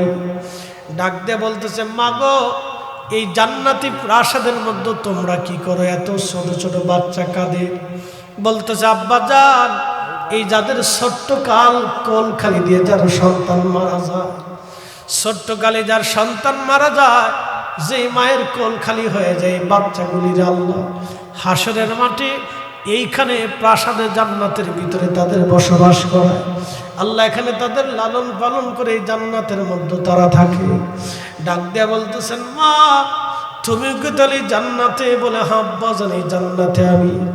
আব্বাজান আজকে যদি আপনার এই কন্যা সন্তান মারা না যাইতো, তাহলে আজকে আপনি মালিক ইবনে দিনার জাহান্নামের মধ্যে নিক্ষিপ্ত হয়ে যাইতেন। এখান থেকে আপনি আর যেতে পারতেন না। আব্বাজান আমি আপনার মেয়ে, আজকে আপনি আমার কাছে আসার কারণে আপনার সাহায্য করতে পারলাম। তবে আব্বাজান ফিরে যাচ্ছেন, কোনোদিন আল্লাহ থেকে জুদা হয়ে যাইয়েন না। স্বপ্ন দেখার পরে মালিক ইবনে দিনারের ঘুম ভেঙে গেল। ওই অবস্থায় তিনি তওবা করলেন, গোসল করলেন, ওযু করলেন, ফজরের নামাজ পড়লেন। সকালবেলা সারা ইরাকের হাজার হাজার গরিব মানুষদেরকে ডেকে দিয়ে মালিক ইবনে দিনার রাহমাতুল্লাহ আলাইহি তিনি সমস্ত টাকাগুলি, জমানো অর্থগুলি আল্লাহ রাস্তায় দান করে দিয়ে তিনি মিসকিন হালতে আল্লাহর জন্য তিনি বের হয়ে গেলেন। পৃথিবীর এমন কোনো আলেম নাই যে ওনার জীবনী না লিখেছেন, এমন কোনো আলেম নাই ওনার প্রশংসা না করেছেন। একবার জোরে বলা যাবে কি আল্লাহু আকবার? তাহলে বলেন আমরা ফিরে যাব কার কাছে? হ্যাঁ, একসাথে বলেন, কার কাছে ছিলাম, কার কাছে যাব, কার কাছে? কি নিয়ে যাব? মিষ্টি, ছানা, দই, টাকা, সোনা দানা, দামি গহনা, এগুলি নেওয়ার কি কোনো সুযোগ আছে? কি নিব? 1 নম্বরে ঈমান, 2 নম্বরে আমল। এর বাহিরে কেউ নেওয়ার কিছু আর আছে? সুযোগ আছে? কোনো সুযোগ নেই। হযরত মালিক ইবনে দিনারের জীবনী পরিবর্তন হয়ে গেল। শুধু পরিবর্তন হয় নাই, তিনি এত বড় ওলি আল্লাহ হয়ে গেলেন, এত বড় দরজার ওলি হয়ে গেলেন। মালিক ইবনে দিনার রাহমাতুল্লাহ আলাইহি এত বড় ওলি হলেন। নদী দিয়ে তিনি যাচ্ছিলেন, খুব মনোযোগ দিন, নদী দিয়ে যান। নদী দিয়ে যাওয়ার সময় মাঝি ডাক দিয়ে বলল, মালিক পয়সা দাও। মালিক ইবনে দিনার বললেন, মাঝি রে, পয়সা দিব কোত্থেকে? আমার তো কোনো পয়সা করি নাই, আমি গরিব মানুষ, কোথা থেকে আমি পয়সা দিব? মাঝি ডাক দেখা, মালিক পয়সা যদি না দিতে পারো, ঘাট ধাক্কা দিয়ে নদীর মধ্যে আজ ফেলে দেব। দে বেটা পয়সা দে, পাগলামি করে জায়গা পাও না, নৌকায় উঠছো, পয়সা দাও, ভাড়া দাও। তো মালিক ইবনে দিনার অনুনয় বিনয় করে বলে, মাঝি রে, আমি তো গরিব মানুষ, তুমি জানো আমি দিনহীন, আল্লাহর পথের মুসাফির, আমার কাছে কোনো পয়সা নেই। তো মালিক ইবনে দিনার রে মাঝি ঘাট ধাক্কা দিয়ে নৌকা থেকে বের করতে চায়। আল্লাহ ডাক দিয়ে বললেন, ফেরেশতা, তোমরা সব মাছের কাছে খবর পাঠাও, আমার মাছ যেন মুখে করে একটা করে স্বর্ণ মুদ্রা নিয়ে আমার মালিকের নৌকার চারপাশে যেন উপস্থিত হয়। মালিক যত পয়সার দরকার হয় যেন মাঝিকে বুঝাই দেয়। একসাথে বলবেন আল্লাহু আকবার। না হয় না, আরো জোরে বলবেন আল্লাহু আকবার। যে না বলবেন বুঝবো সে কিপটি। আরো জোরে বলি আল্লাহু আকবার। পাওয়ার আসেনি ওলিদের? জোরে বলেন আছে? ফরিদি সাহেবের জন্য মাছ আইবনি? আপনাদের ভিতরে এরকম কেউ আসেনি? বাংলাদেশে এখন বহুত জিন্দা ফির বেরিয়েছে। কি কথা কন না? জোরে বলেন, কথা কন না কা? বহু জিন্দা ফির বাংলাদেশে হচ্ছে। তো বহুত কামিলদার জিন্দা ফিরে গেলে বলেন, তাহলে আপনারা একটু পদ্মা নদীতে যে কিছু মাছ এরকম পয়সা করে নিয়ে আসেন। আমরা দেশে সব কিছুর দাম সাম বেরিয়ে দিতেছি, কিছু দরকার। উচিত কথার ভাব নাই বাবা। কি কথা কন না কেন? উচিত কথার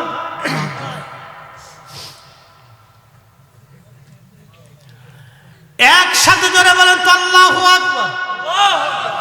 আল্লাহু আকবার ওয়ালিল্লাহিল হামদু। বিসমিল্লাহির রাহমানির রাহিম।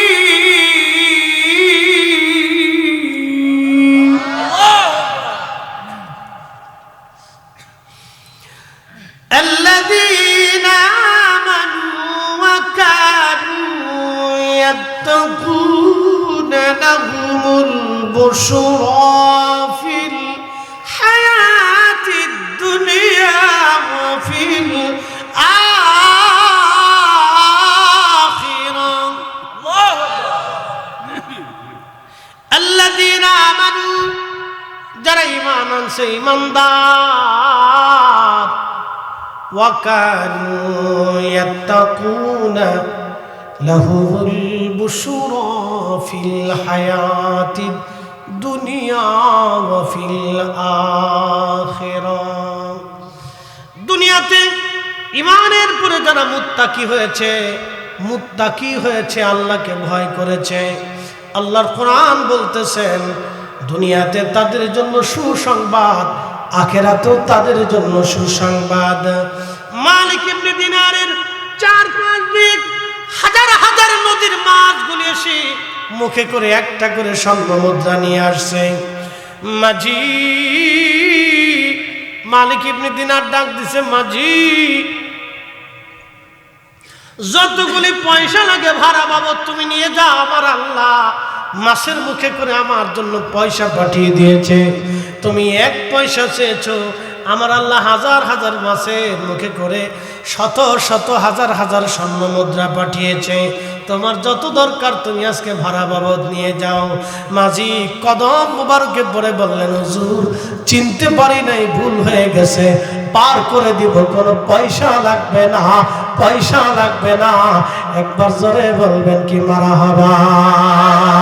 এই ওলি আল্লাহর বাংলাদেশ, শহীদ গাজীর বাংলাদেশ, রহম করো আল্লাহ, রহম করো আল্লাহ। বলেন শাহজালালের বাংলাদেশ, শাহপরানের বাংলাদেশ, রহম করো আল্লাহ, রহম করো আল্লাহ।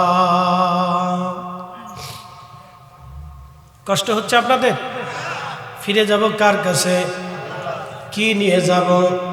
আল্লাযীনা আমানু ওয়া কানু ইয়াত্তাকুন, ঈমান আর মুত্তাকি, ঈমান আর তাকওয়া, ঈমান আর আমল, দুইটা জিনিস নিয়ে কবরে যাওয়া লাগবে।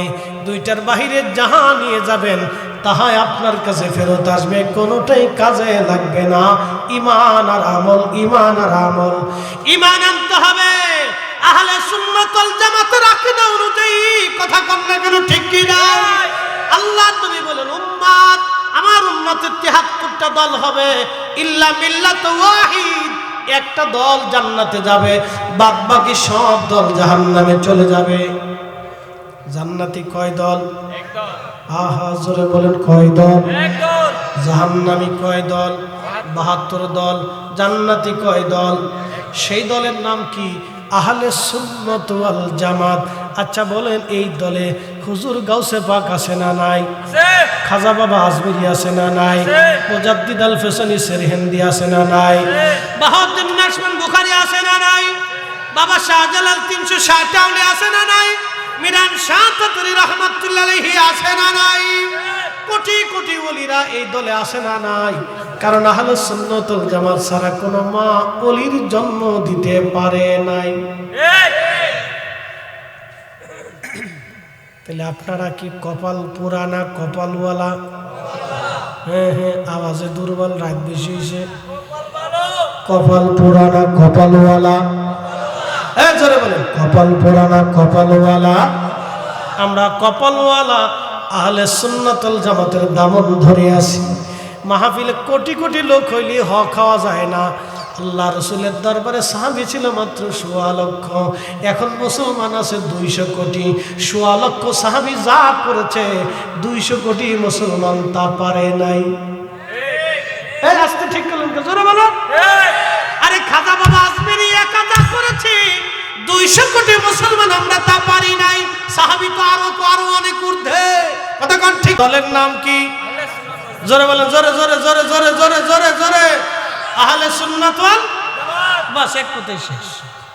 আমরা আর অন্য কিছু বুঝি না, বুঝার দরকার নেই, বেশি বুঝলে বিপদ। কথা বুঝে যেতে হবে। এদেশে দিন কায়েম কখনোই হবে না যতদিন পর্যন্ত ঠুয়াঠুই গুতাগুতি কিলিকিলি ফাস্টাফাস্টি আছে, কাজ হবে না। এই জন্য অলিরাই ঠিক ছিলেন, একদম একমত এক পথ, কালেমার আকাশে জমিনে কালেমার পতাকা উড়াইলেন। শাহজালাল ইয়ামানি মুজাদ্দিদি দিন প্রতিষ্ঠিত করলেন, কিন্তু তিনি মসনদ নেন নাই। মসনদ সেকেন্দার শাহকে দিয়ে তিনি ৩৬০ জনকে নিয়ে সারা বাংলার রন্দে রন্দে দাওয়াত পৌঁছাইলেন। দাওয়াত, কালেমার দাওয়াত দিলেন, রসুলের গোলামির দাওয়াত দিলেন, যার কারণে আজকে আকাশে কালেমার পতাকা উঠতেছে। এত সহজেই মিষ্টি খাবেন ভাবতেছেন? মিষ্টি খাওয়ার জন্য, এই সেজদা কালেমা দিন শেখানোর জন্য সেই দিন তারা বজ্রায় চলে, মাথার উপরে ছাতা ছিল না, রৌদ্রের ভিতর দিয়ে চলে হাজার হাজার মাইল পথ অতিক্রম করে এই জমিনে কালেমার দিন পৌঁছে দিয়ে গেছেন। তাদের জিয়ারতে দেশেই চলবে। কথা বলেন ঠিক না বেঠিক? কেউ কেউ আছে আবার খালি কবে মাজার ভাঙ্গি দাও, দরগা ভাঙ্গি দাও, সব শিরিক হয়, ভাঙ্গি দাও। আমি কই ভাই ভাঙা ভাঙ্গি এত দরকার নেই, তোমরা সব বাদ দিয়ে এটা ভাঙো। বলে কোনটা? আমি বললাম সব বাদ দিয়ে শাহজালাল রহমতুল্লাহ মাজারটা ভেঙে দাও। কি মনে করেন আপনারা আঙ্গুল চুষবেন? তা কথাবার্তা কইতেছেন না, মনে হয় খিচুড়ি খায় করবেন না কি করেন, তারপরে খায় করবেন। শাহজালাল রহমতুল্লাহ দরগা ভাঙতে গেলে আপনারা কি বসে কলা খাবেন দেশে? না, চা খাবেন। এই কথা কন না কেন, চা খাবেন নি আপনারা? যদি শাহজালাল রহমতুল্লাহ মাজার ভাঙতে যায় আপনারা বসে থাকবেন না কি বলে? বাংলাদেশে বিশ্বযুদ্ধ লেগে যাবে। এত ভাঙাভাঙির দরকার নেই, একটা ভাঙি দরকার তো হয়ে গেছে। শোনেন, কিছু কিছু সময় কিছু কিছু মানুষের উগ্রতা দেখলে মনে হয় যে একবারে কি না কি লাটসাপ হয়ে বসছে, কিন্তু জানে না ক্ষমতা আল্লাহর আদালত থেকে, আল্লাহর আরশে আল্লাহ থেকে বন্টন হয়। এটা রাতের মধ্যে চেঞ্জ হয়ে যেতে পারে, রাতের ভিতরে শেষ হয়ে যাবে। শোনেন, একটা কথা বলি আজ আপনাদেরকে। পৃথিবী বিখ্যাত ওলি যারা ছিল তারা কোনোদিন মসনদ নেন, তারা মসনদের জন্য দোয়া করতেন। যে বাদশাহ যত অলি প্রিয় ছিল সে বাদশার স্থায়িত্ব তত বেশি ছিল। উসমানী সাম্রাজ্য অলিদের দোয়ার ফসল। তারা এই জন্য অলিদেরকে খুব শ্রদ্ধা সম্মান করতেন। পৃথিবীতে উসমানী সাম্রাজ্য আপনি যদি দেখেন, তারা যে পরিমাণে পৃথিবী অলিদের মাজারকে সংরক্ষণ করছে, পৃথিবীর কোনো সাম্রাজ্য এরকম করে নাই। কারণ সেই সাম্রাজ্য প্রতিষ্ঠিত হয়েছিল হুজুর গাউসে পাকের রুহানি আওলাদ হযরত আল্লামা ইমাম ইবনু আরাবী রাহমাতুল্লাহর হাত ধরে, ওলিদের হাত ধরে। শাহজালাল এদেশে ইসলাম এসেছে ওলিদের হাত ধরে, এদেশে ইসলাম প্রতিষ্ঠিত হয়েছে ওলিদের হাত ধরে। মুহাম্মদ ঘুরি এদেশে বিজিত হয়েছে খাজা বাবা আজমিরির হাত ধরে। কথা বলেন ঠিক না? ওলি আছে? কথা বলেন না কেন? ওলি আছে, ওলি ছিল, ওলি লাগবে, কিয়ামত পর্যন্ত ওলি থাকবে। পৃথিবী কখনো ওলি শূন্য হবে না। যদি ওলি শূন্য হয় তো পৃথিবী ধ্বংস হবে, আকাশ থেকে পাথর পড়বে, জমিনে ভূমিকম্প শুরু হবে, ভিতর থেকে আগুন উৎক্ষিপ্ত হবে, সমুদ্র উদ্বেলিত হবে, পৃথিবী ভেঙ্গে মিসমার হয়ে যাবে যদি পৃথিবী ওলি শূন্য হয়। এই জন্য পৃথিবী কখনো ওলি শূন্য হয় না। ওলির দরকার, ওলি থাকবে। আমরা যারা ভাবতেছি এগুলির দরকার নেই, সব দাহামিশা কথা, এগুলি থাকবে, কিয়ামত পর্যন্ত চলবে। একসাথে জোরে বলবেন আল্লাহু আকবার। আর বেশি বাড়াবো না, লম্বা কথা অনেক হয়ে গেছে, 2 ঘন্টা। আল্লাহ আমাদেরকে আমলে পরিণত করার তৌফিক দিন, বলেন আমিন। আর একটু জোরে বলেন আমিন।